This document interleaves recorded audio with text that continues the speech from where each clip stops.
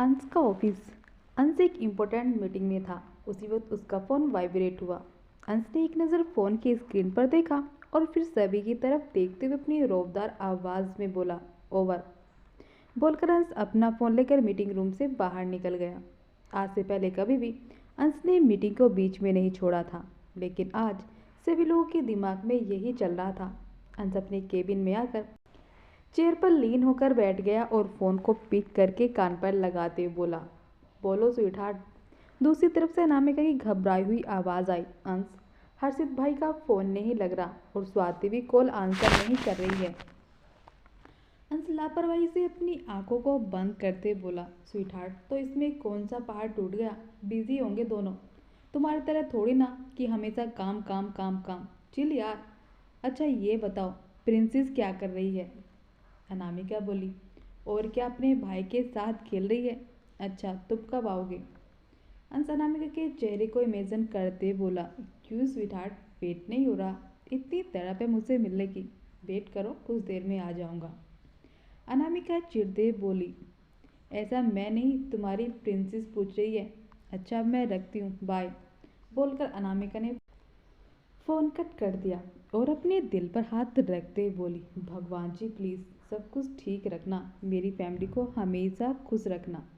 अनामिका से बात करने के बाद अंश ने किसी को फ़ोन लगाया और बोला, अभी के अभी राजस्थान जाओ और वहाँ जो हो रहा है उसकी सारी डिटेल्स मुझे दो। बोलकर अंश ने फ़ोन कट कर दिया और अपनी आंखों को बंद करते बोला, स्वीटहार्ट, ऐसा कोई नहीं है जिसकी तुम फिक्र नहीं करती। आज तुम्हारे लिए मैं तुम्हारी फैमिली को कुछ भी नहीं होने दूंगा, कुछ भी नहीं।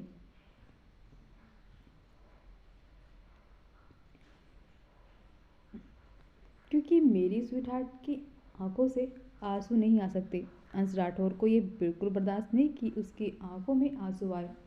राजस्थान, उदयपुर। मेट ने थाली में सगाई की अंगूठी थी। वीरेंद्र ने मुस्कुराते हुए अंगूठी ले ली और स्वाति के हाथ को अपने हाथ में ले लिया। तभी उसकी नज़र स्वाति की अंगूठी पर पड़ गई।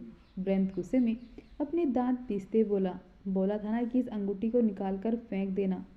स्वाति ने एक नज़र अपनी अंगूठी को देखा और फिर गुस्से में मुस्कुराते हुए धीरे से वीरेंद्र से बोली, मेरी उंगली में क्या, मेरी ज़िंदगी में भी तुम्हारी कोई जगह नहीं है, समझे?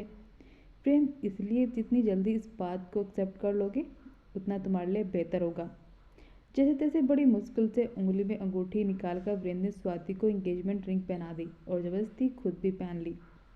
वीरेंद्र के होठों पर जीत भरी मुस्कुराहट आ गई, जैसे ना जाने उसने कौन सी जंग जीत ली हो। स्वाति का रूम। स्वाति बेड पर बैठी अपनी उंगली में पहनी रिंग को देख रही थी। उसकी आंखों में आंसू थे, लेकिन चेहरे पर बहुत ज़्यादा गुस्सा। स्वाति ने गुस्से में अपनी उंगली से खींचकर अंगूठी को निकालकर डस्टबिन में फेंक दिया। इस वक्त रात का वक्त था तो ज़्यादा तो रोशनी नहीं, लेकिन मतलब भरे से रोशनी थी।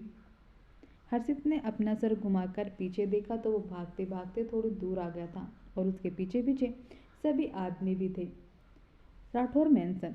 अंश अपने बच्चों को सुलाकर जैसे ही अपने रूम में आया, उसकी पॉकेट में रखा उसका फ़ोन रिंग हुआ। अंश ने कॉल पिक की तो दूसरी तरफ से कुछ ऐसा बोला गया जिसे सुनकर अंश के एक्सप्रेशन चेंज हो गए। ठीक उसी वक्त अनामिका रूम में आई और अंश को ऐसे परेशान देखकर उसने उससे पूछा, क्या हुआ? इतनी रात को किसका फ़ोन था अंश? अंश ने फ़ोन काटा और गहरी सांस लेते हुए अनामिका से बोला, मुझे अभी इसी वक्त जाना होगा। बोलकर अंश जल्दी से अपने कपड़े निकालकर पैकिंग करने लगा। अनामिका हैरानी से उसकी तरफ देखते हुए बोली, जाना है? लेकिन कहाँ जाना है अंश? अंश तुम मुझे कुछ बताओगे, क्या हुआ है? और पता नहीं भाई को अचानक से क्या हुआ, ना वो फ़ोन उठा रहे हैं और ना ही स्वाति उठा रही है। मेरा तो मन बहुत बेचैन हो रहा है। मम्मा का भी बार बार कॉल आ रहा है, समझ नहीं आ रहा क्या बोलूँ। अंश अपने कपड़ों की पैकिंग करते हुए अनामिका से बोला, स्वीटहार्ट, कैसे भी करके प्रिंसेस को समझा देना, मैं बहुत जल्द वापस आ जाऊंगा। बोलकर अंश ने अनामिका के फोrehead पर किस की और अपना सामान लेकर वहां से निकल गया। आबिर का रूम। मिस्टी का 9वां महीना चल रहा था। मिस्टी आराम से बेड पर लेटी सो रही थी। तभी से अपने पेट में हल्का सा दर्द महसूस हुआ। धीरे धीरे करके उसके पेट का दर्द बढ़ने लगा। मिस्टी अपनी दर्द भरी आवाज़ से अबीर को उठाते बोली, अबीर। अबीर जो गहरी नींद में सो रहा था मिस्टी की आवाज़ सुनकर तुरंत उठकर बैठ गया और जल्दी से कमरे की लाइट ऑन करके मिस्टी से पूछा, मिस्टी क्या हुआ, तुम रो क्यों रही हो? मिस्टी दर्द से तड़पती अबीर से बोली, तुम्हें रोने की पड़ी है, मेरे पेट में बहुत दर्द हो रहा है। बोलकर मिस्टी ने दर्द से अपने हाथ पे अपने पेट को पकड़ लिया। दर्द से मिस्टी का पूरा चेहरा पीला पड़ गया था और वह बुरी तरह दर्द से तड़प रही थी। मिस्टी को तड़पता देखकर अबीर काफ़ी ज़्यादा घबरा गया, लेकिन फिर भी अबीर मिस्टी को शांत कराते हुए बोला, हाँ बच्चा, बस थोड़ी देर। बोलकर अबीर जल्दी से बेड से उठा और अपने कपड़े पहन पहले उसने सबको बुलाया और उसके बाद सभी लोग मिस्टी को लेकर हॉस्पिटल के लिए निकल गए। City hospital. सभी लोग ऑपरेशन थिएटर के बाहर बेचैनी से बेंच पर बैठे हुए थे। वहीं अबीर बेवजह से ऑपरेशन थिएटर के बाहर चक्कर लगा रहा था।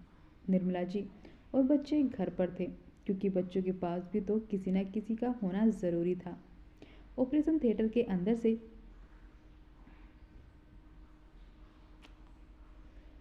मिस्टी की दर्द भरी आवाज़ें आ रही थी, जो अबीर के सीने को छलनी कर रही थी।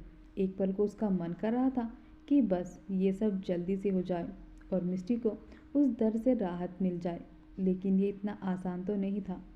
अनामिका अबीर के पास आई और उसके कंधे पर हाथ रखते हुए बोली, अबीर संभालो खुद को, देखना सब कुछ अच्छा होगा। अबीर ने बस धीरे से अपना सर हिला दिया और नम आंखों से बोला, भाभी मुझे पता है कि सब कुछ सही होगा, लेकिन इन सब के लिए मेरी मिस्टी को कितना ज़्यादा दर्द सहना पड़ रहा है। बस जल्दी से उसका दर्द खत्म हो जाए। अनामिका वीर को समझाते बोली, बस कुछ मिनट और। तभी सभी के कानों में एक नवजात शिशु के रोने की आवाज़ पड़ी, जिसे सुनकर सभी के होठों पर मुस्कुराहट आ गई। उसी वक्त नर्स अपने हाथ में पकड़े बच्चे को लेकर उन लोगों के पास आई और मुस्कुराते हुए सभी से बोली, बधाई हो, लक्ष्मी घर आई है।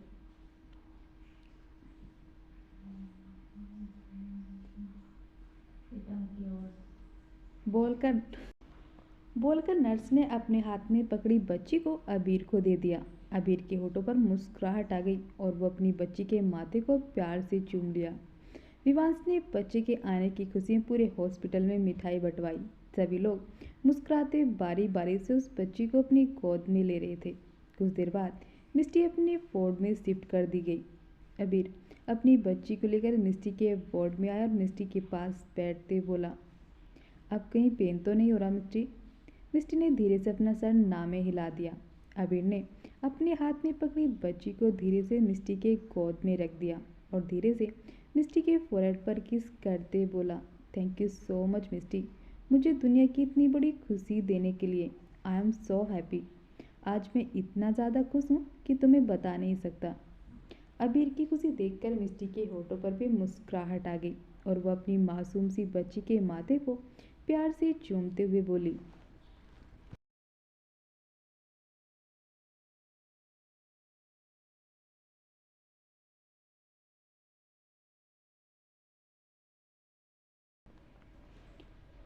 अमीषा कैसा नाम है? अबीर मुस्कुराते हुए अपनी बच्ची का चेहरा देखते बोला, बिल्कुल तुम्हारी तरह, बहुत खूबसूरत और नटखट। बोलकर अबीर ने दोनों को अपने सीने से लगा लिया। मिस्टी चिढ़ते हुए बीर से बोली, तुम एक मौका नहीं छोड़ते ना मुझे सुनाने का, और मेरी बेइज्जती तो हर बार करते हो। मिस्टी की बात सुनकर अबीर मुस्कुरा दिया और उसके सर को सहलाते हुए प्यार से बोला, तुम्हें परेशान करने में अलग ही मज़ा आता है। जब तुम ऐसे गुस्सा होती हो तो बहुत क्यूट लगती हो। अबीर की बात सुनकर मिस्टी मुस्कुरा दी। भूपेंद्र प्रताप के सामने उनके कुछ आदमी अपना सर झुकाए खड़े थे, जो डर से काँप रहे थे, क्योंकि उन्हें अच्छे से पता था कि भूपेंद्र प्रताप के गुस्से का क्या अंजाम होगा। लेकिन फिर भी उन्होंने बताना तो था ही, क्योंकि छुपाने का कोई फ़ायदा नहीं था। भूपेंद्र प्रताप गुस्से में गरजते हुए अपने आदमियों से बोले, तुम लोगों से एक काम ढंग में नहीं होता, जाओ और वो दोनों जहाँ भी मिले उन दोनों को जान से मार दो। अब जाओ यहाँ से। भूपेंद्र प्रताप का गुस्सा देखकर सभी आदमी जल्दी से वहाँ से 9-2-11 हो गए। भूपेंद्र प्रताप गुस्से में चीखते हुए बोले, हमें तुमसे ये उम्मीद नहीं थी, लेकिन तुमने भी अपने बाप की तरह हमारा सर नीचे झुका दिया। सालों पहले जो गलती तुम्हारे बाप ने की थी तुम्हारी माँ के साथ, तुम्हारे खिलाफ जाकर उसके खिलाफ जाकर शादी करने की। आज वही गलती तुम कर रही हो और इसके लिए हम कभी भी तुम्हें माफ़ नहीं करेंगे। इस वक्त भूपेंद्र प्रताप की आंखें गुस्से से बिल्कुल लाल थीं। वहीं एक गाड़ी में हर्षित और स्वाति बैठे हुए थे और सामने ड्राइविंग सीट पर अंश बैठा हुआ था। जी हाँ, जिन्होंने हर्षित और स्वाति को बचाया था वो कोई और नहीं बल्कि अंश था। स्वाति रोते हुए अंश से बोली, थैंक गॉड भाई कि आपने हमें बचा लिया, लेकिन आपको पता कैसे चला? अंश मिटीरियस स्माइल करते हुए स्वाति से बोला, मुझे पहले से ही पता था, कुछ ऐसा ही होगा। भूपेंद्र प्रताप, जिन्होंने अपने खानदान की इज्जत के लिए अपने बेटे बहू को भी जान से मरवा दिया, आखिर उनसे उम्मीद भी और क्या की जा सकती है। अंश की बात सुनकर हर्षित और स्वाति को एक झटका लगा। स्वाति अविश्वास भरी नज़रों से अंश को देखते बोली, वॉट, यह आप क्या बोल रहे हैं भाई? दादू ने मोम डैड को, लेकिन क्यों? अंश ने एक गहरी सांस ली और स्वाति से बोला, भूपेंद्र प्रताप अपने बेटे राज प्रताप की शादी अपने दोस्त की बेटी से करवाना चाहते थे, लेकिन राज प्रताप वीना से प्यार करते थे और उन्होंने साफ इनकार कर दिया और अपने डैड के खिलाफ जाकर उन्होंने वीना से शादी कर ली। और ये बात भूपेंद्र प्रताप को बिल्कुल भी पसंद नहीं आई और उन्होंने एक प्लान बनाया। पहले उन्होंने पूरे गांव वालों के सामने तुम्हारे मॉम डैड से माफ़ी मांगी और उन्हें अपने घर लेकर आए। तब तुम्हारी माँ प्रेग्नेंट थी और जिस दिन तुम्हारा जन्म हुआ उसके 2 दिन बाद भूपेंद्र प्रताप ने अपने आदमियों से कहकर तुम्हारे मॉम डैड को एक्सीडेंट करवा दिया और सबको ये लगा कि वो बस एक हादसा था। अंश के मुंह से सारी सच्चाई सुनकर स्वाति की आंखों से आंसू बहने लगे। उसे यकीन नहीं हो रहा था कि उसके दादू अपनी झूठी शान शौकत के लिए इस हद तक भी जा सकते हैं। स्वाति को समझ नहीं आता कि वो कैसे रिएक्ट करे। आज उसे गुस्सा आ रहा था कि वो जिस इंसान से इतना प्यार करती थी वही इंसान उसके मॉम डैड का कातिल था। हर्षित कन्फ्यूजन से अंश की तरफ देखते बोला, लेकिन तुम्हें कैसे पता? अंश डेविल स्माइल करते हुए हर्षित से बोला, तुम अभी बच्चे हो, बड़े हो जाओ। बोलकर अंश मुस्कुरा दिया। वहीं हर्षित चिढ़ गया, लेकिन तभी उसकी नज़र स्वाति पर पड़ गई जो रो रही थी। हर्षित स्वाति के कंधे पर हाथ रखकर उसे अपने सीने से लगाते बोला, मैं जानता हूँ स्वाति कि तुम्हें इस वक्त कैसा लग रहा है। स्वाति सिसकते हुए हर्षित से बोली, मेरे मॉम डैड, मुझे उनके पास नहीं जाना, वो बहुत बुरे हैं, मुझे बस हमेशा तुम्हारे साथ रहना है। हम जैसे ही यहाँ से चलेंगे हम तुरंत शादी कर लेंगे ताकि हमें कोई अलग ना कर सके। हर्षित प्यार से स्वाति के बालों में अपना हाथ फेरते बोला, हाँ तुम जैसा चाहोगी बिल्कुल वैसे ही होगा, लेकिन प्लीज़ चुप हो जाओ। बोलकर हर्षित स्वाति की आंखों से आंसू पोंछने लगा। स्वाति ने अपने दोनों हाथ हर्षित की पीठ पर लपेटते और अपना सर हर्षित के सीने में छुपा लिया और हर्षित ने भी उसे खुद से बिल्कुल चिपका लिया। उसे देखकर ऐसा लग रहा था जैसे अगर उसने स्वाति को छोड़ा तो वो हमेशा के लिए उससे दूर हो जाएगी। अंश ने गाड़ी स्टार्ट की और फुल स्पीड में वहां से निकल गया। उसके आगे पीछे बहुत सारी गाड़ियां बॉडी गार्ड्स की चल रही थी। अगली सुबह निर्मला ने जल्दी से फ़ोन करके अनामिका को राठौर मैंसन बुलाया क्योंकि अंशिका सुबह से बहुत ज़्यादा रो रही थी। दरअसल बात ये थी कि सुबह सुबह अंशिका को उसके डैडा नहीं मिले थे, जिस वजह से अंशिका काफ़ी ज़्यादा रो रही थी। छोटा सा आयांश अंशिका को चुप करवाने की पूरी कोशिश कर रहा था, लेकिन अंशिका बिल्कुल भी चुप नहीं हो रही थी। कुछ देर बाद जब अनामिका अंशिका के कमरे में आई तो देखा अंशिका बेड पर बैठी बुरी तरह से रो रही थी। रोते रोते उसका पूरा चेहरा लाल पड़ गया था और आँख नाक भी उसकी लाल हो गई थी और निर्मला जी और आयांश उसे चुप करवाने की कोशिश कर रहे थे। अनामिका जल्दी से अंशिका के पास बेड पर बैठ गई और उसके आंसू साफ करते बोली, बेबी आप रो क्यों रहे हो? अंशिका सिसकते हुए अनामिका से बोली, मम्मा डैडा कहाँ है? वो आज अपनी प्रिंसेस से क्यों नहीं मिलने आए? अनामिका अंशिका के आंसू पोंछकर उसे अपने सीने से लगाते बोली, बेबी आपके डैडा को एक इम्पोर्टेंट काम था जिसके लिए उन्हें बाहर जाना पड़ा, लेकिन जाते जाते उन्होंने मुझसे प्रॉमिस किया है कि मैं उनकी प्रिंसेस का पूरा ख्याल रखूं और उसे खूब सारी आइसक्रीम खिलाऊं और वो जो भी कहे उसकी सारी विश पूरी करूं। अंशिका अनामिका से अलग होकर मासूमियत से उसका चेहरा देखते बोली, लेकिन डैडा अपनी प्रिंसेस से मिलने क्यों नहीं आए? बोलकर अंशिका अपनी टिमटिमाती हुई आंखों से अनामिका को देखने लगी। अनामिका अच्छे से जानती थी कि अंशिका अपने डैडा को कितना ज़्यादा अटैच थी और अंश भी अपनी प्रिंसेस से बहुत ज़्यादा प्यार करता था। इसलिए तो वो सिर्फ एक बार अंशिका के कहने पर अपनी इम्पोर्टेंट से इम्पोर्टेंट मीटिंग बिना सोचे बीच में ही छोड़कर आ जाता था। अनामिका ने अंशिका को अपनी गोद में बिठा लिया और उससे बहलाते हुए बोली, प्रिंसेस के डैडा ने तो ये भी कहा था कि मैं उनकी प्रिंसेस के लिए आज पिज़्ज़ा बनाऊं, लेकिन अब मुझे लग रहा है कि इसकी कोई ज़रूरत नहीं है, क्योंकि अंशिका तो सिर्फ अपने डैडा से ही प्यार करती है, अपनी मम्मा से तो बिल्कुल नहीं करती। बोलकर अनामिका ने जानबूझकर दुखी सा चेहरा बना लिया। पिज़्ज़ा का नाम सुनकर अंशिका और अयांश दोनों के ही मुंह में पानी आ गया। अयांश धीरे से अंशिका के कान में बोला, प्रिंसेस, अच्छा मौका है, आज मम्मा खुद हमारे लिए पिज़्ज़ा बनाने जा रही है। अंशिका ने अनामिका को देखा और प्यार से उसके गाल पर किस करते बोली, नो स्वीट हार्ट, मैं आपसे भी बहुत प्यार करती हूँ, अब मैं बिल्कुल भी नहीं रहूँगी। अनामिका मुस्कुराते हुए अंशिका के गाल को चूमते हुए बोली, और मम्मा भी अपने बच्चों से बहुत प्यार करती है, और आप दोनों को पता है आपकी मिष्टी मासी का भी छोटू सा बेबी गर्ल आ गया है, अब दोनों देखोगे उसे? अंशिका और अयांश दोनों एक साथ असाइनमेंट में उछलते हुए बोले, यस मम्मा। अनामिका उन दोनों के गालों पर किस करते बोली, ओके माय बेबी, कुछ ही देर में आपकी मासी छोटू बेबी के साथ घर पर आ जाएगी, तब तक चलो मम्मा आप दोनों को जल्दी से नहलाकर रेडी कर देती है। बोलकर अनामिका ने निर्मला जी को देखा और उनसे बोली, दादी मैंने रेडी करके अभी आती हूँ। निर्मला जी मुस्कुराते हुए अनामिका से बोली, हाँ बेटा, तब तक मैं शांति से कहकर इन दोनों के लिए पिज़्ज़ा बनवा देती हूँ। अनामिका जल्दी से उन्हें मना करते बोली, नहीं दादी, मैं खुद बनाऊंगी। ओके बेटा, जैसे तुम्हारी मर्जी। बोलकर निर्मला जी कमरे से बाहर चली गई और अनामिका अपने दोनों बच्चों को लेकर बाथरूम में चली गई। कुछ घंटों बाद दोनों बच्चे डाइनिंग हॉल में अपनी अपनी चेयर पर बैठे पिज़्ज़ा खा रहे थे और अनामिका मुस्कुराते हुए उन दोनों को पिज़्ज़ा खिला रही थी। अनामिका उन दोनों का मुंह साफ करते बोली, बेबी आराम से। तभी एक नौकरानी आकर अनामिका से बोली, मैडम, छोटी मैडम और छोटे साहब आ गए हैं। अनामिका अपने दोनों बच्चों को समझाते हुए बोली, बेबी आप दोनों इसे फिनिश करो, मम्मा अभी आती है। बोलकर अनामिका शांति से बोली, तुम यहीं बैठो और इन दोनों को देखो। बोलकर अनामिका निर्मला जी के साथ वहाँ से चली गई।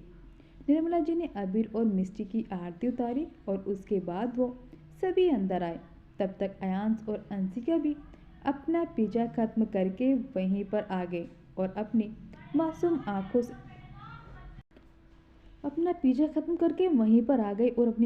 आंखों से मिष्टी के हाथ में पकड़ी छोटी सी गुड़िया को देखने लगी। अंशिका अपनी मासूम आंखें टिमटिमाते हुए अनामिका के पैरों से लिपटते बोली, छोटू बेबी, मुझे इसे गोद में लेना है। अबीर मुस्कुराते हुए अंशिका से बोला, प्रिंसेस को छोटू बेबी को गोदी लेना है, एक सेकंड। बोलकर अबीर ने अंशिका को अपनी गोद में उठा लिया और मिष्टी के पास आकर सोफे पर बैठ गया और अंशिका, अयांश और वीर तीनों मिलकर अमीषा को खिलाने लगे। कोई उसका पैर छूता तो कोई उसका मुंह। वहीं अंशिका तो अमीषा की आंखों को देख रही थी। परी मुस्कुराते हुए अंशिका को देखकर अनामिका से बोली, अनामिका, भाई अचानक से कहाँ चले गए? वो तो एक पल भी अपनी बच्ची के बिना नहीं रुकते। और अंशिका, वो कैसे चुप है? अनामिका हल्का मुस्कुराते परी से बोली, भाभी पता नहीं, कल कोई इम्पोर्टेंट कॉल आई थी और फिर उसके बाद पता नहीं कहाँ चले गए। बड़ी मुश्किल से अंशिका को समझाया है मैंने कॉल की, लेकिन आंसर नहीं कर रहे हैं। वो दोनों अभी बात कर ही रहे थे तभी रागनी, निया और आग्रे भी आ गए। सभी लोग मुस्कुराते हुए एक दूसरे से मिले और फिर ढेर सारी बातें करने लगे। वहीं सभी बच्चे तो अमीषा के साथ खेलने लगे। कुछ घंटों बाद रात हो गई और सभी लोग अपने अपने घर चले गए। अनामिका ने सबको डिनर करवा दिया और अंशिका और अयांश को लेकर अपने रूम में ही सो गई। बहुत मुश्किल से उसने दोनों बच्चों को सुलाया और खुद भी बच्चों के पास ही लेट गई। अभी अनामिका, जो कि नींद में पूरी तरह सोई भी नहीं थी, तभी उसे कुछ आहट हुई। अनामिका ने जल्दी से अपने बेड के सामने रखी लाइट को ऑन किया और अपने सामने खड़े अंश को देखने लगी। अनामिका बेड से उठकर जल्दी से अंश के पास आई और उसने सीने से लग गई। अंश ने भी अनामिका को अपनी बाहों में भर लिया। अनामिका शिकायत भरे लहजे में अंश से बोली, अंश, बिना बताए कहाँ चले गए थे तुम? तुम्हें पता है मुझे तुम्हारी कितनी फिक्र हो रही थी। मैंने तुम्हें कितने कॉल किए, लेकिन तुमने एक भी आंसर नहीं किया। कम से कम एक मैसेज ही कर देते, बोलकर अनामिका ने अपना सर उठाकर अंश के चेहरे को देखा। अंश ने अनामिका को पलटकर उसके पेट पर अपने दोनों हाथ लपेट लिए और उसकी गर्दन पर किस करते बोला, स्वीट हार्ट, बहुत इम्पोर्टेंट काम था। अच्छा, प्रिंसेस ने डिनर किया? अनामिका अंश की तरफ पलटते बोली, हाँ, बड़ी मुश्किल से खाया है। सुबह तो हमेशा बेबी के साथ खेल रही थी, इसलिए ज़्यादा परेशान नहीं हुई, लेकिन रात को बड़ी मुश्किल से बहलाकर सुलाया है।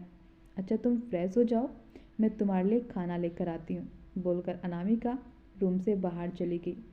अंश बेड के पास अंशिका पास आया और धीरे से उसके माथे को चूमते बोला, आई एम सॉरी प्रिंसेस, बोलकर अंश ने अंशिका के गाल पर किस की और फ्रेश होने वॉशरूम में चला गया। मिश्रा हाउस। अंश ने हर्षित और स्वाति को मिश्रा हाउस छोड़ दिया था। जैसे ही हर्षित और स्वाति हॉल में आए तो उन दोनों की हालत देखकर गीता जी और सुनील जी दोनों ही बहुत ज़्यादा घबरा गए। हर्षित के माथे पर पट्टी बंधी हुई थी और स्वाति के भी हाथ पर पट्टी बंधी हुई थी। उन दोनों को यहाँ छोड़ने से पहले अंश उन दोनों को पहले हॉस्पिटल लेकर गया था और उसके बाद यहाँ छोड़ने आया था। गीता जी ने घबराते हुए स्वाति और हर्षित से पूछा, बच्चों, ये तुम दोनों को चोट कैसे लग गई? सुनील जी घबराते बोले, गीता, तुम इन दोनों कमरे में ले जाओ, तब तक मैं डॉक्टर को फ़ोन करके बुलाता हूँ। हर्षित जल्दी से उन दोनों को मना करने लगा, लेकिन आज गीता जी और सुनील जी दोनों ने उसकी कोई बात नहीं मानी और गीता जी जबरदस्ती उन दोनों को लेकर कमरे में आ गई। कुछ देर बाद सुनील जी डॉक्टर को लेकर कमरे में आए। हर्षित बस इसलिए मना कर रहा था कि अगर उसकी माँ को पता चला कि चोट के बारे में तो बहुत ज़्यादा परेशान हो जाएगी। डॉक्टर सभी लोगों से बोले, आप लोग बाहर जाइए। डॉक्टर की बात सुनकर सभी लोग बाहर चले गए। डॉक्टर हर्षित की पूरी बॉडी का चेकअप करने लगे।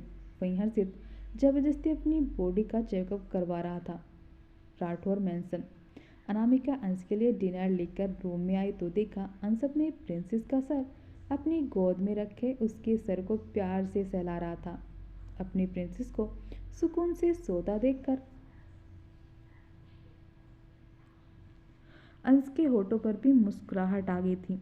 अनामिका खाने की प्लेट लेकर बेड के पास आई और बेड पर बैठते हुए अंश से मुस्कुराकर बोली, आज मैं अपने हाथों से तुम्हें खाना खिलाऊंगी, बोलकर अनामिका ने डिनर का बाइट तोड़ा और अंश के मुंह की तरफ बढ़ा दिया। अंश अनामिका के चेहरे की तरफ देखते हुए बोला, स्वीट हार्ट, तुमने भी नहीं खाया ना? अनामिका जबरदस्ती अंश का मुंह खोलकर उसके मुंह में बाइट डालते बोली, मैं भी खा लूंगी, पहले तुम खा लो। अच्छा, तुम कहाँ गए थे? बोलते हुए अनामिका अंश का चेहरा बड़े गौर से देखने लगी। अंश खाते खाते अचानक से रुक गया और अनामिका की आंखों में देखते हुए बोला, स्वीट हार्ट, बहुत फ़ायदा उठाने लगी हो तुम मेरे प्यार का। अनामिका मुस्कुराकर अंश को दूसरा बाइट खिलाते बोली, जी हाँ, क्योंकि आजकल मेरे पति मुझसे बहुत कम प्यार करने लगे हैं। अंश खाते हुए शरारत से अनामिका की आंखों में देखते हुए बोला, स्वीट हार्ट, तो क्यों ना आज तुम्हें अपना प्यार दिखाया जाए? अनामिका हंसते हुए अंश से बोली, अंश, तुम तो हर बार सीरियस हो जाते हो। अच्छा, ये सब छोड़ो, अब खाना खाओ, बोलकर अनामिका ने अंश को बाइट खिलाने के लिए जैसे ही अपना हाथ बढ़ाया तभी अंश ने उसका हाथ पकड़ लिया और उससे बोला, स्वीट हार्ट, अब मेरी बारी, बोलकर अंश ने अपने हाथों से बाइट तोड़कर अनामिका के मुंह में रख दिया। अनामिका खाते हुए नम आंखों से बोली, पता है, जब तुम ऐसे अचानक से चले गए थे तो मैं कितना ज़्यादा डर गई थी। आज के बाद प्रॉमिस करो कि कभी मुझे ऐसे छोड़कर नहीं जाओगे। तुम्हारा मुझसे दूर जाना मेरी जान निकाल देता है। अंश ने अपने एक हाथ से अनामिका की नम आंखों को साफ कर दिया और खाने की प्लेट साइड में रखकर अनामिका को अपने करीब करके उसकी आंखों में देखते हुए बोला, स्वीट हार्ट, बस मैं तुम्हारी आंखों में आंसू नहीं देख सकता।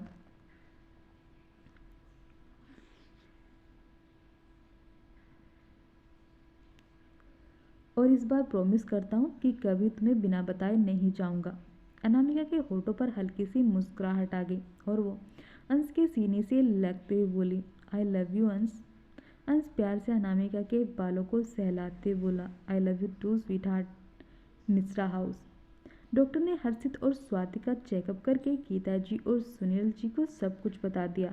डॉक्टर की पूरी बात सुनकर गीता जी और सुनील जी दोनों कमरे में आए और सुनील जी हर्षित को डांटते बोले, तुम ऐसे तो लापरवाह कभी नहीं थे हर्षित, फिर तुम्हारे और स्वाति को चोट कैसे लगी। सुनील जी को हर्षित पर चिल्लाता देखकर स्वाति धीरे से उन दोनों से माफ़ी मांगते हुए बोली, I am sorry aunty, I am sorry uncle, इसमें हर्षित की कोई गलती नहीं है। वो बोलकर स्वाति ने पूरी बात की थी। हर्षित उसके साथ खड़ा हो गया। सब कुछ गीता जी और सुनील जी को उसने बता दिया। पूरी बात सुनने के बाद दोनों के ही पैरों तले से ज़मीन खिसक गई। उन दोनों को यकीन नहीं हो रहा था कि कोई अपनी इज्जत बचाने के लिए अपने बच्चों को जान से मरवाने की कोशिश भी कर सकता है। गीता जी ने तुरंत स्वाति को अपने गले से लगा लिया। गीता जी के गले से लगती स्वाति फूट फूट कर रोने लगी। स्वाति को रोता देखकर गीता जी की भी आंखें नम हो गई। सुनील जी प्यार से अपना हाथ स्वाति के सर पर फेरते हुए बोले, बेटा सब कुछ भूल जाओ और आज से कहीं भी खुद को अकेला मत समझना, आज से तुम हमारी बेटी हो। कुछ मिनट बाद हर्षित सुनील गीता जी से बोले, मॉम मैं कल स्वाति के साथ शादी करना चाहता हूँ। हर्षित की बात सुनकर सभी लोग हैरानी से उनकी तरफ देखने लगे। कोई कुछ बोलता इससे पहले ही सुनील जी का फ़ोन रिंग हुआ। सुनील जी ने पॉकेट से अपना फ़ोन निकालकर फ़ोन की स्क्रीन पर देखा जो कॉल अनामिका की थी। सुनील जी ने कॉल पिक करके फ़ोन को स्पीकर पर डाल दिया।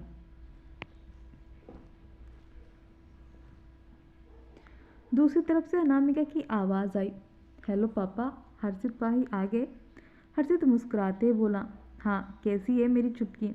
दूसरी तरफ से अनामिका की आवाज़ आई, भाई अंश ने मुझे सब कुछ बता दिया और साथ भी ये भी कहा है कि आप दोनों की शादी राठौर मैंसन में होगी और जो भी खर्चा होगा वो खुद अंश करेंगे, बस आप लोग टाइम पर आ जाइएगा। हर्षित तुरंत मना करते बोला, छुटकी अंश को कहना उसे ये सब करने की कोई ज़रूरत नहीं है। हर्षित की बात भी पूरी भी नहीं हो पाई थी कि फ़ोन की दूसरी तरफ से अंश की आवाज़ आई, क्या यार साले साहब का भी तो बात मान लिया करो, और मैंने बोल दिया तो बोल दिया, मेरी बहन की शादी राठौर मैंसन से ही होगी। तभी गीता जी की झिझकती हुई अंश से बोली, लेकिन बेटा तुम ये सब क्यों करोगे, तुम इस घर के दामाद हो। तभी अंश उनकी बात बीच में काटते बोला, एक बार किसी ने मुझसे कहा था कि मैं उस घर का दामाद नहीं उस घर का बेटा हूँ, तो आप लोगों को कोई हक नहीं बनता मुझे रोकने का, और मैं जो भी कर रहा हूँ बस अपनी स्वीट हार्ट की खुशी के लिए कर रहा हूँ और उसमें मुझे कोई नहीं रोक सकता। गुड नाइट बोलकर फ़ोन कट कर दिया। गीता जी सुनील जी की तरफ देखते हुए बोले, हमारी छुटकी कितनी भाग्यशाली है ना कि उसे अंश जैसा जीवन साथी मिला जो उसे इतना प्यार करता है। सुनील जी मुस्कुरा दिए। तभी स्वाति हर्षित की तरफ देखते हुए सबसे बोली, आप लोगों ने बिल्कुल सही कहा, अंश भाई भाभी से बहुत प्यार करते हैं। बोलकर सभी लोग मुस्कुरा दिए और इस बार हर्षित भी बिना मुस्कुराए नहीं रह पाया। अगली सुबह अंश ने सुबह सुबह ही सबको बता दिया था स्वाति और हर्षित की शादी के बारे में। पहले तो सबको थोड़ी हैरानी हुई, लेकिन अगर अंश ने कहा तो सभी को मानना ही था। अनामिका भी कॉल करके वांस परी आगरे रागनी सभी को बता रही थी और सभी राठौर मैंसन आने के लिए अपने अपने घर से निकल लिए थे। अंश खुद सब कुछ देख रहा था। अंश में एक बहुत अच्छी बात थी कि वो जो बोलता था उसे ज़रूर पूरा करता था, और उसने जैसा कहा था कि स्वाति की शादी राठौर मैंसन से होगी तो वो खुद सब कुछ अपनी आंखों से देख रहा था और खुद ही सब कुछ करवा रहा था। मैंसन में सजावट होते देखकर अंशिका ने मासूमियत से अंश से पूछा, डैडा ये सब क्या हो रहा है। अंश ने अंशिका को अपनी गोद में उठा लिया और मुस्कुराते हुए उससे बोला, प्रिंसेस आज आपके मामू और आपकी मामी की शादी होने वाली है, इसलिए ये सब डेकोरेशन उसी के लिए हो रही है। अंशिका ने कुछ पल सोचा और फिर बड़ी मासूमियत से अपनी आंखों को टिमटिमाते हुए अंश से बोली, डैडा मुझे भी अपनी रोहू से शादी करनी है।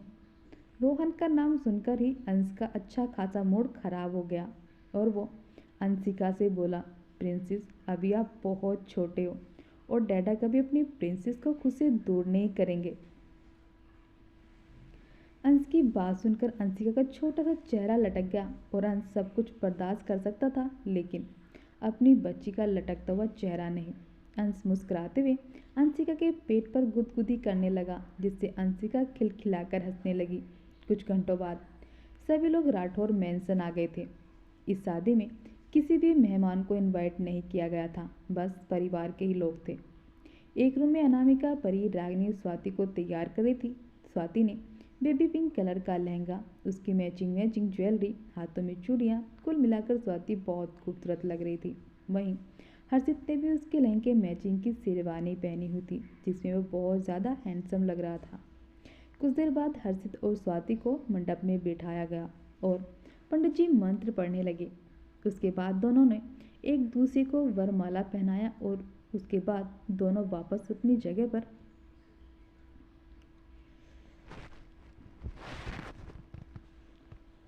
बैठ गए। कुछ देर बाद पंडित जी ने उन दोनों को फेरे लेने के लिए खड़ा किया। जैसे ही हर्षित ने स्वाति का हाथ पकड़कर अपना पैर आगे बढ़ाया तभी अचानक से वहां पर बहुत सारे गुंडे आ गए और उन गुंडों के बीच से भूपेंद्र प्रताप शान से चले आ रहे थे। भूपेंद्र प्रताप को देखकर स्वाति ने कसकर हर्षित का हाथ पकड़ लिया। अनामिका शांति को ऑर्डर देते हुए बोली, शांति। जी मैडम, बोलकर अपने साथ सभी बच्चों को ऊपर ले जाने लगी। सभी लोग हैरानी और गुस्से के मिले जुले एक्सप्रेशन से भूपेंद्र प्रताप को देख रहे थे। वहीं अंश के होठों पर हल्की सी मुस्कुराहट थी। अंश भूपेंद्र प्रताप के पास आया और नीचे झुककर उनके पैर छू लिए और वापस खड़े होते बोला, मुझे पता था कि आप ज़रूर आएंगे। सभी लोग हैरानी से अंश की तरफ देखने लगे। भूपेंद्र प्रताप घमंड से मुस्कुराते हुए अंश से बोले, हमें तुमसे ऐसी उम्मीद नहीं थी अंश राठौर। बदले में अंश एटीट्यूड में मुस्कुराते हुए बोला, लेकिन मुझे आपसे यही उम्मीद थी मिस्टर भूपेंद्र प्रताप। अब आप आ ही गए हैं तो अपनी पोते और अपने दामाद को आशीर्वाद भी दे दीजिए।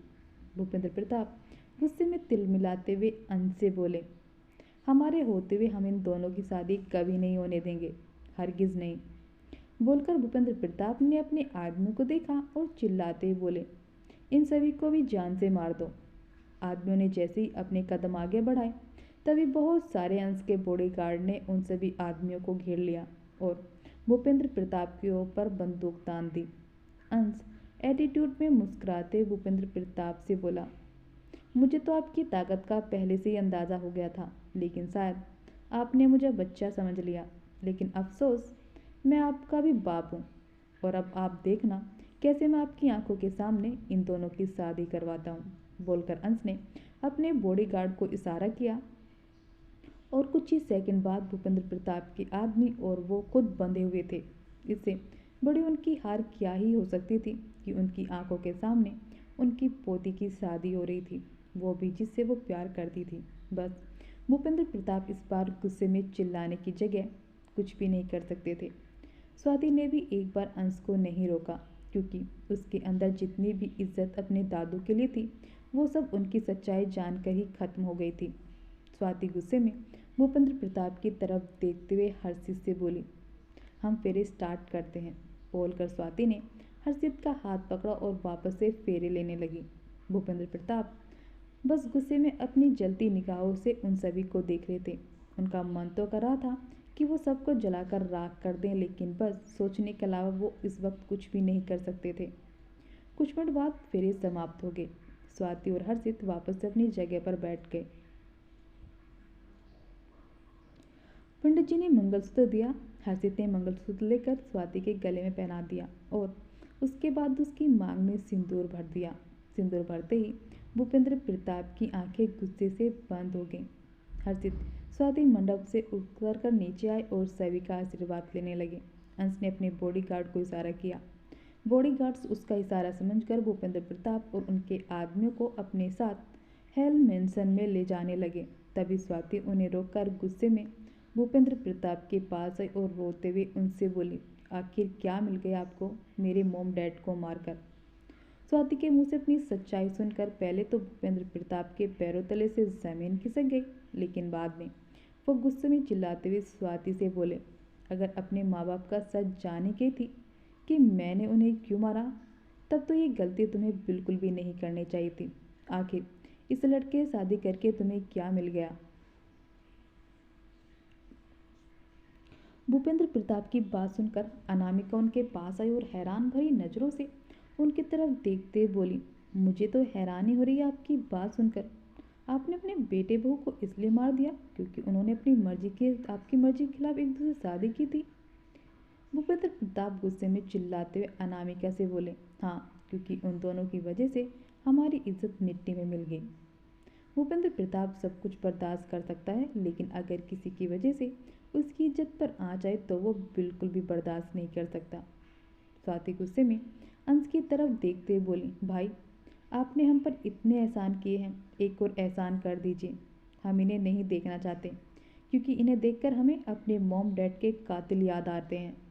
तभी हर्षित स्वाति के पास आया और उसके कंधे पर हाथ रखकर गुस्से में भूपेंद्र प्रताप की तरफ देखते हुए बोला, मैंने कहा था ना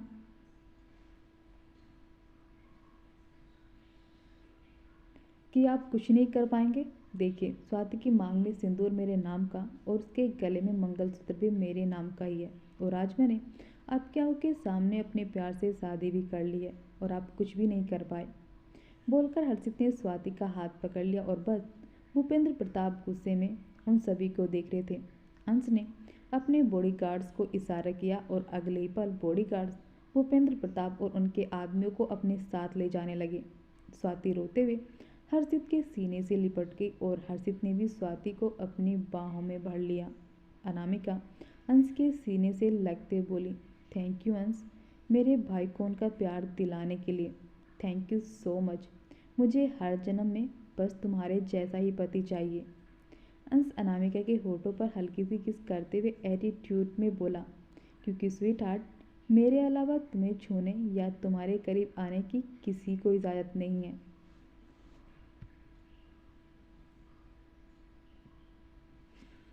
क्योंकि तेरे पास रहने से दिल को सुकून है। अनामिका, तो मेरी मोहब्बत नहीं, मेरा जुनून है। अनामिका मुस्कुराते हुए फिर से अंश के सीने से लिपट गई। वहीं पर ही विवांश के आगरे और रागनी आगरे के और मिष्टी अबीर के सीने से लग गई। कुछ सेकंड बाद सभी लोग स्टेज पर खड़े थे। बीच में स्वाति हर्षित, उसके बाद अबीर मिष्टी, उसके बाद परिवांश अंश अनामिका, दूसरी साइड आगरे रागनी, और फिर सुनील जी और गीता जी, और उसके बाद निर्मला जी, और नीचे सभी बच्चे खड़े थे। निर्मला जी अपनी गोद में अमीषा को लिए खड़ी थी। अंश अनामिका मुस्कुराते हुए एक दूसरे की आंखों में देख रहे थे और उनकी आंखों के सामने उनका मिलना, उनकी शादी करना, पहले नफरत, फिर प्यार, फिर उनके बच्चे, सब कुछ उसकी आंखों के सामने आ रहा था।